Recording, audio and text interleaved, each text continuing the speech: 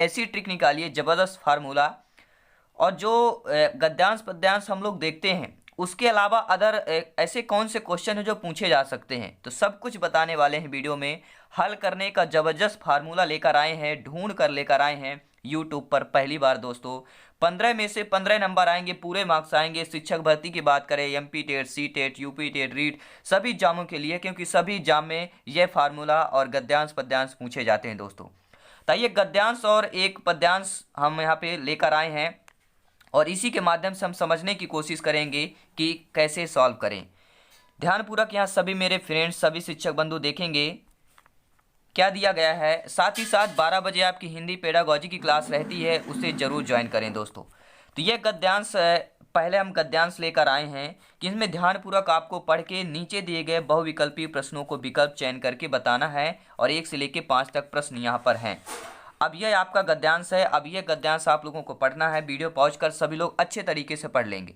जी हाँ दोस्तों, बहुत ही अच्छे तरीके से पढ़ लेंगे।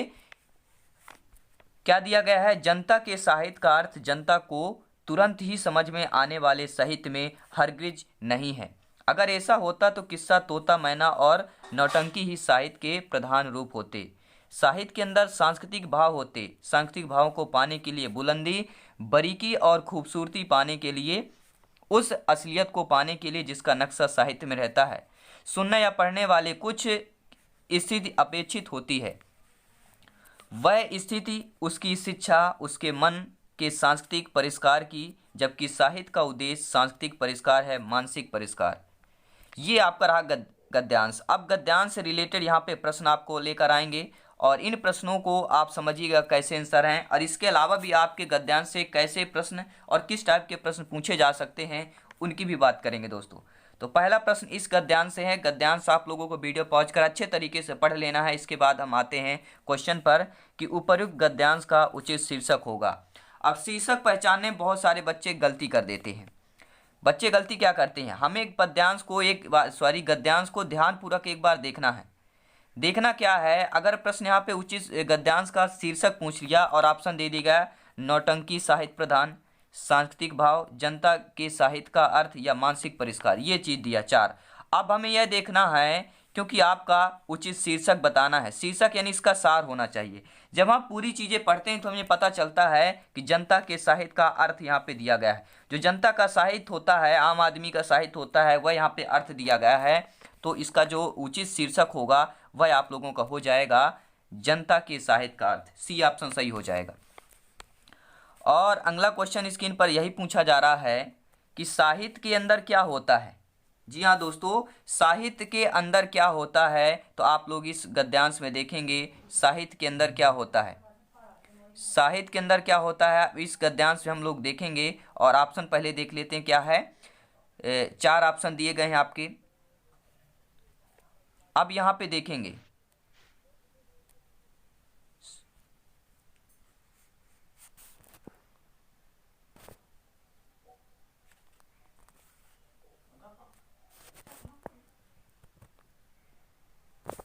आपने पढ़ लिया, उम्मीद करता हूं आपने अच्छे तरीके से पढ़ लिया होगा। अब साहित्य के अंदर क्या होता है, अब गद्यांश पढ़ेंगे तो सांस्कृतिक भाव निहित होता है। आप गद्यांश पढ़ेंगे तो साहित्य के अंदर क्या होता है दोस्तों, सांस्कृतिक भाव निहित होता है।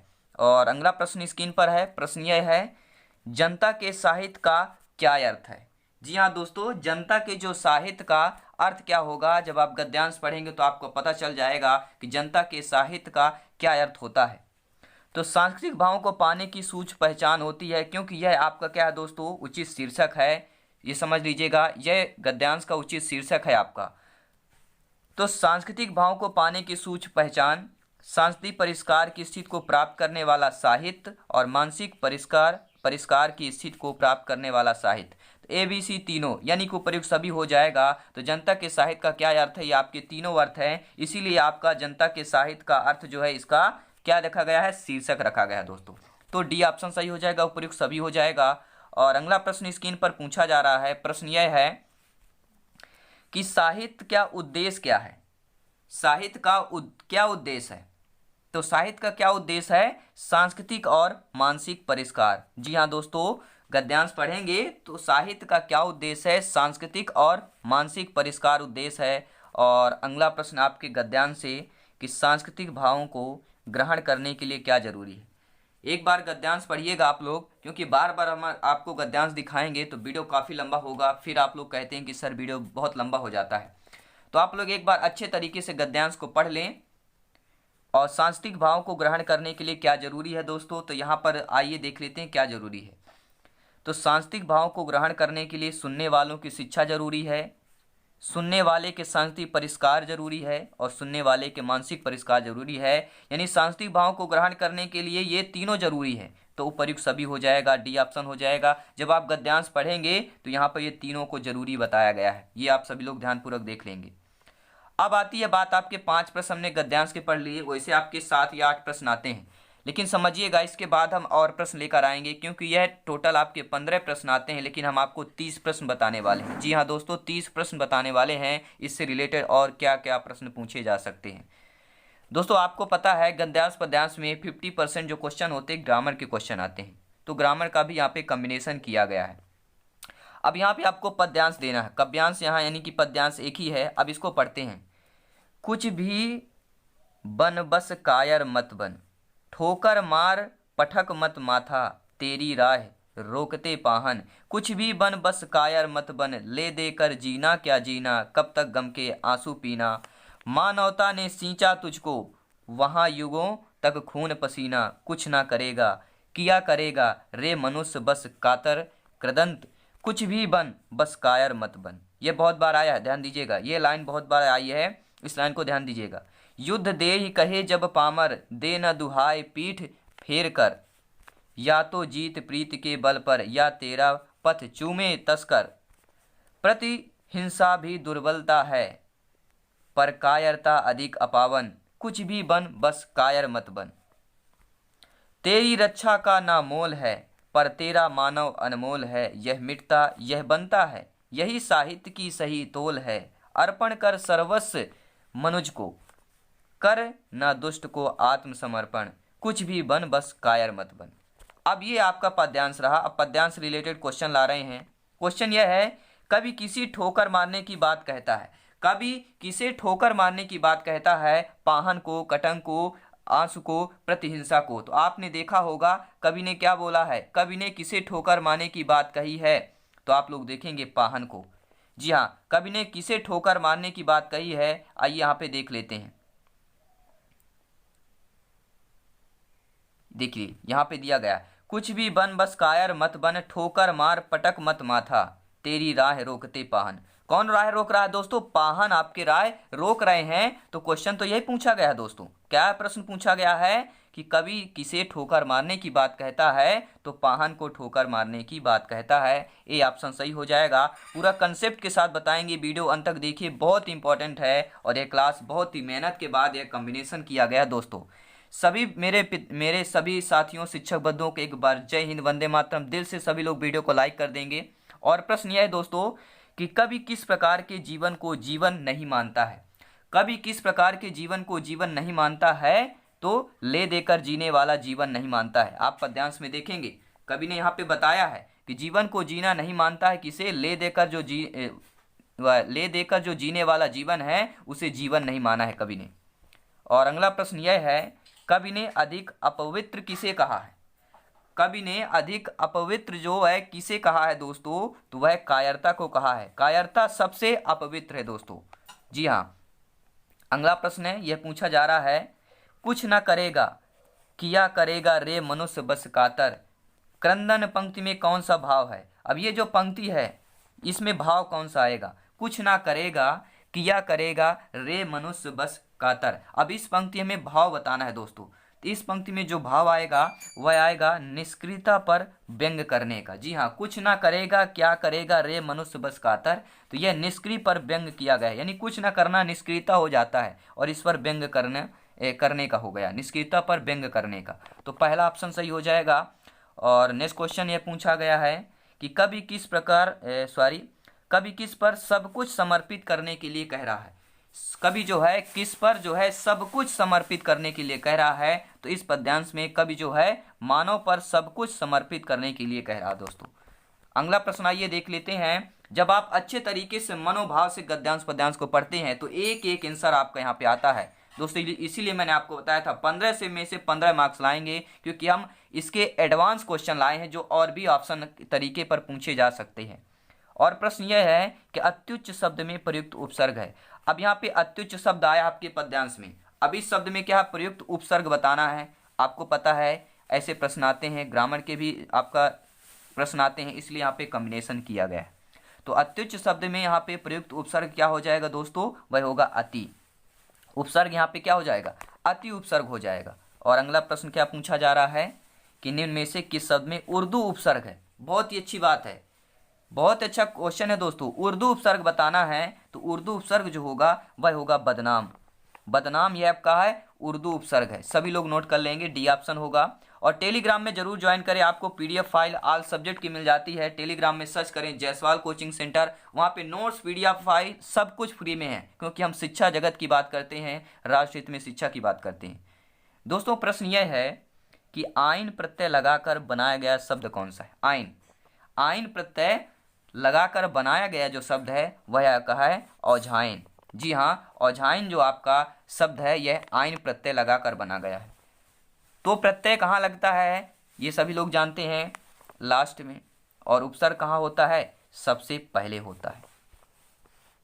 अगला यह प्रश्न है कि बंदरिया शब्द में प्रयुक्त प्रत्यय है। तो बंदरिया शब्द में क्या प्रत्यय हो सकता है दोस्तों, तो बंदरिया में प्रत्यय क्या हो जाएगा, सभी लोग जानते हैं। एक बार कमेंट के माध्यम से भी आप लोग अपना फीडबैक दे सकते हैं। जी हाँ, अपना फीडबैक आप फ्री माइंड दे सकते हैं। तो बंदरिया में ईया प्रत्यय आ जाएगा। जी हाँ, बंदरिया में क्या आ जाएगा, ईया प्रत्यय आ जाएगा। और एक क्वेश्चन आपके कॉम्बिनेशन यह किया गया है, समझिएगा ध्यानपूर्वक, कि पुत्री का विवाह करके अजय के माता पिता आज गंगा नहा लिए। पुत्री का विवाह करके अजय के माता पिता आज गंगा नहा लिए। अब इस मुहावरे का अर्थ क्या है, इस मुहावरे का अर्थ क्या है, यह पद्यांश से नहीं है, यह अलग आपका क्वेश्चन लाया गया है जो आपके एग्जाम में पूछा जा सकता है। ऐसे प्रश्न पूछे भी जाते हैं। तो पुत्री का विवाह करके अजय के माता पिता आज गंगा नहा लिए, रेखांकित मुहावरे का अर्थ क्या हो जाएगा, कार्य से निवृत्ति होना। जी हाँ, कार्य से निवृत्ति होना यह मुहावरे का अर्थ होगा। और अगला प्रश्न है कि ईद का चांद होना मुहावरे का सही अर्थ क्या होगा। तो ईद का चांद होना मुहावरे का सही अर्थ है दर्शन दुर्लभ होना, क्योंकि बहुत दुर्लभ होना, क्योंकि ईद के चांद बहुत दुर्लभ में दिखाई देता है, इसलिए यहाँ पे मुहावरा लिया गया है। और माथा ठोक लेना ये आपके पद्यांश में है दोस्तों। माथा ठोक लेना मुहावरे का सही अर्थ क्या होगा, तो यह होगा आपका क्या होगा, बदकिस्मती के कारण दुखी। जी हाँ, माथा ठोक लेना बदकिस्मती के कारण दुखी होना। और अगला प्रश्न है, दिए गए वाक्यांश के लिए एक शब्द का प्रयोग करना है। वाक्यांश क्या दिया गया है, चोरी छिपे और चुंगी शुल्क आदि दिए बिना माल बेचने वाला। समझ गए होंगे, यह आम भाषा की बात है। चोरी छिपे और चुंगी शुल्क आदि दिए बिना, यानी चोरी छिपे चुंगी शुल्क दिए बिना जो है माल बेचने वाला क्या कहलाएगा, तो वह राइट आंसर क्या कहलाएगा, तस्कर कहलाएगा। जी हाँ, तस्कर वही कहलाएगा, एक वाक्य में बोला जा सकता है। और अगला प्रश्न स्क्रीन पर है, दिए गए वाक्यांश के लिए एक शब्द का इसमें भी प्रयोग करना है कि किसी सत्ता के विरुद्ध अपना सत्य मनवाने के लिए किया गया आंदोलनात्मक आग्रह क्या होता है। किसी सत्ता के विरुद्ध अपना सत्य मनवाने के लिए किया गया आंदोलनात्मक आग्रह, तो यहाँ पे क्या हो जाएगा, सत्याग्रह। जी हाँ, सत्याग्रह एक वाक्य में होगा यहाँ पर। अगला प्रश्न देख लेते हैं, बहुत ही अच्छा प्रश्न है, ध्यान दीजिएगा, यह इससे रिलेटेड भी प्रश्न पूछे जाते हैं। अब छंद बताना है, इसमें छंद बताना है दोस्तों। रावण रथु बिरथ रघुवीरा, रावण रथी बिरथ रघुवीरा, देख विभीषण भयउ अधीरा। अधिक प्रीत मन भा संदेहा, बंदी चरण कह सहित स्नेहा। तो इसमें आपका क्या है, चौपाई है, बरवय है, सोरठा है, रोला है। तो यहाँ पर क्या हो जाएगा दोस्तों, राइट आंसर इसका हो जाएगा चौपाई है। जी हाँ दोस्तों, इसमें क्या है, ये आपकी चौपाई है। रावण रथी बिरथ रघुबीरा, देखि विभीषण भयउ अधीरा। अधिक प्रीति मन भा संदेहा, बंदी चरण कह सहित स्नेहा। ये क्या दोस्तों, आपकी ये चौपाई है। और अगला प्रश्न आइए देख लेते हैं, स्क्रीन पर यह प्रश्न पूछा जा रहा है। सभी इंपॉर्टेंट प्रश्न है, आप लोग सभी लोग ध्यानपूर्वक देखेंगे। और ये दोबारा यहाँ पे ले लिया गया था कॉम्बिनेशन। ये आपका 20 नंबर क्वेश्चन ये पूछा जा रहा है, सभी लोग ध्यानपूर्वक मेरे प्यारे मित्र देखेंगे। वीडियो बहुत ही अच्छा है, कंसेप्ट अच्छा है, समझने वाली बात है दोस्तों। अब पंक्तियों में इसमें भी बताना कौन सा छंद आएगा। क्या दिया है, नहीं पराग नहीं मधुर मधु, नहीं विकासिति इह काल, अली कली सो बंध्यो, आगे कौन हवाल। अब इसमें बताना है इस पंक्ति में जो है छंद कौन सा होगा प्यारे मित्रों, तो इसमें हो जाएगा दोहा। जी हाँ, यह दोहा है। नहीं पराग नहीं मधुर मधु, नहीं विकास ही काल, अली कली सो बांधियो, आगे कौन हवाल। ये आपका दोहा है मेरे प्यारे मित्रों। अब आइए अगला प्रश्न है, स्क्रीन पर है। और प्रश्न ऐसे आपने शायद देखा होगा, ऐसे भी प्रश्न आते हैं कि अगर आवेदन पत्र लिखते समय दिनांक लिखने का निम्न में से कौन सा प्रकार सही है। आवेदन पत्र जो दोस्तों लिखा जाता है उसमें जो समय और दिनांक लिखने का जो सही तरीका क्या होता है, सभी मेरे प्यारे भाई मित्र यहाँ पे शिक्षक बंधु कमेंट करेंगे, सभी भाई बहन सभी गृहिणी, क्योंकि सभी लोग आप शिक्षक बनने की तैयारी कर रहे हैं, आपका सपना है एक सरकारी सीट। तो आपने बचपन में लेटर लिखा होगा, पत्र लिखा होगा, आवेदन पत्र। तो बताइए यहाँ पे कौन सा सही प्रकार है। तो सही प्रकार होगा सी ऑप्शन। देखेंगे ऐसा होता है 4/9/2016 या 4/9/2020 कर सकते हैं। ठीक है, तो सही है आपका। पहले डे लिखते हैं, फिर मंथ लिखते हैं, फिर आपका ईयर लिखते हैं, ये सही तरीका है। और अगला प्रश्न है दोस्तों कि इसमें जो शुद्ध वर्तनी का चयन करना है, तो शुद्ध वर्तनी वाला आपका जो शब्द है उसे हमें बताना है। तो शुद्ध वर्तनी वाला जो शब्द है वह है अंतर्निहित। जी हाँ, डी ऑप्शन हो जाएगा। और अगला प्रश्न है कि अशुद्ध वर्तनी का चयन करना है, तो अशुद्ध वर्तनी का चयन करेंगे तो औसत हो जाएगा। बाकी अधिनियम उन्मुख आघूर्ण ये शुद्ध वर्तनी है, लेकिन आपका जो डी ऑप्शन औसत दिया है यहाँ पे क्या होना चाहिए, औसत होना चाहिए। यहाँ पर क्या होना चाहिए, औसत की जगह औसत होता तो आपका शुद्ध वर्तनी हो जाता, तो यहाँ पर अशुद्ध हो जाएगा क्योंकि औसत दिया हुआ है। और अगला प्रश्न यह है कि आज भी भारत में श्रवण कुमार पैदा होते हैं। आज भी भारत में श्रवण कुमार पैदा होते हैं, वाक्य में रेखांकित शब्द में संज्ञा है। जी हाँ, संज्ञा बताना है। तो संज्ञा कौन सी हो जाएगी भैया, श्रवण कुमार पैदा होते हैं। कौन पैदा होते हैं, श्रवण कुमार। तो सभी लोग जानते हैं जातिवाचक है। क्या हो जाएगा दोस्तों, जातिवाचक है, क्योंकि श्रवण कुमार पैदा होते हैं। श्रवण कुमार की एक अलग ही उसकी माता पिता के प्रति प्रेम, यानी सब कुछ निछावर करने वाला उस प्रकार का व्यक्ति, यानी जातिवाचक। उस जाति के, उस जाति मतलब ये नहीं कि उसकी किस जाति का था, उसके जो भाव, उसकी जो प्रेरणा, उसका जो माता पिता के प्रति प्रेम था वह यहाँ पे जातिवाचक होगा, तो जातिवाचक हो जाएगा। और अगला प्रश्न यही है कि स्वतंत्र भारत की राष्ट्रलिपि है। बहुत अच्छा प्रश्न है, बहुत ही अच्छा कंसेप्ट है और एक नए तरीके से रिप्रेजेंट किया गया है दोस्तों। तो स्वतंत्र भारत की जो राष्ट्रलिपि होती है वह होती है देवनागरी। क्या होगी, देवनागरी। देखिए आंसर वही होता है, लेकिन क्वेश्चन थोड़ा सा घुमा फिरा के पूछ लिया जाता है, क्योंकि क्वेश्चन तो भाई देवनागरी ही रहेगी। हमारी राष्ट्रीय लिपि, भारत की लिपि जो है देवनागरी ही रहेगी, कोई दूसरी नहीं हो जाएगी, लेकिन क्वेश्चन एक दूसरे तरीके से पूछा जाता है। अब इसमें यह बताना है कि सौदामिनी का पर्यायवाची नहीं है। बहुत ही डिफरेंट क्वेश्चन है, ऐसे शब्द कम पूछे जाते हैं, लेकिन जो कम पूछे जाते हैं वही हम तैयारी बेस्ट कहते हैं कि ऑप्शन तो है, पूछे तो जा सकते हैं, एक ऑप्शन रहता है, तो पूरा यहाँ पे कोई भी एक चीज़ नहीं छोड़ने वाले हैं, क्योंकि हमारा टारगेट है 15 में से 15 लाना दोस्तों। जी हाँ, तो सौदामिनी का पर्यायवाची नहीं है, तो पहले जान लेते कौन है। देखिए बिजली, बिजली का पर्यायवाची सौदामिनी है, चंचला, क्षण प्रभा। लेकिन जो सिलीमुख है ये आपका पर्यायवाची नहीं है, किसका, सौदामिनी का। 27 का डी हो जाएगा। एक दो प्रश्न और है दोस्तों। गरल निम्न में से किसका पर्यायवाची है, पर्यायवाची पूछा जाता है, तो गरल किसका पर्यायवाची है, तो ये आपके विष का। जी हाँ, विष का पर्यायवाची गरल है और गरल का विष हो जाएगा। और एक क्वेश्चन इंपॉर्टेंट है, ध्यान दीजिए कि अहीर का तत्सम शब्द, जी हाँ तत्सम शब्द भी पूछा जाता है, तत्सम तद्भव भी पूछा जाता है, तो सभी कॉम्बिनेशन किया गया है यहाँ पर दोस्तों कि अहीर का तत्सम क्या होगा। तत्सम वे शब्द होते हैं जो संस्कृत से डायरेक्टली यानी सीधा लिए जाते हैं आपके हिंदी में। जी हाँ, तो आंसर क्या हो जाएगा, अभीर। तो अहीर का तत्सम हो जाएगा अभीर। अभीर क्या है, तत्सम है, और अहीर क्या हो जाएगा। अगर यही पूछ लीजिए अभीर का तद्भव बताइए तो अहीर हो जाता। जी हाँ, अब यह क्वेश्चन है कि सलाका का तद्भव शब्द बताइए। सलाका का तद्भव शब्द बताइए तो क्या हो जाएगा, सलाका, यह आपका तत्सम है और इसका तद्भव हो जाएगा सलाई। जी हाँ, सलाका एक तत्सम शब्द है, लेकिन तद्भव की बात करते हैं तो सलाई है आपका तद्भव हो जाएगा, तो बी ऑप्शन सही हो जाएगा। दोस्तों आज की वीडियो बताइए गद्यांश पद्यांश और ये एक्स्ट्रा क्वेश्चन आपको कैसे लगे। अगर अच्छे लगे, ऐसे ही क्वेश्चन देखना चाहते हैं तो जरूर फीडबैक दें, कमेंट करें और अपने सभी दोस्तों और फ्रेंड में शेयर कर दें और शेयर करें दोस्तों। आप लोग सपोर्ट करें, मैं आपके साथ हमेशा खड़ा हूं और ऐसे ऐसे कंसेप्ट लाऊंगा जो आपके एग्जाम में कहीं एक प्रश्न भी छूट के नहीं जाने वाला है। तो सभी मित्रों को जय हिंद, वंदे मातरम दोस्तों। अब आप बोलेंगे सर इतना एनर्जीफुल क्यों रहते हैं? क्योंकि मैं अपने आप को मोटिवेट रखता हूं और आप लोगों को भी मोटिवेट करने या अपने से जुड़े हुए सभी शिक्षक बंधु, भाई बहनों, दोस्तों को शेयर करने की कोशिश करता हूं कि हर सपने को अपनी सांसों में रखो, हर मंजिल को अपनी बाहों में रखो, हर जीत आपकी है प्यारे मित्रों, बस अपने लक्ष्य को अपनी निगाहों में रखो। धन्यवाद, जय हिंद, वंदे।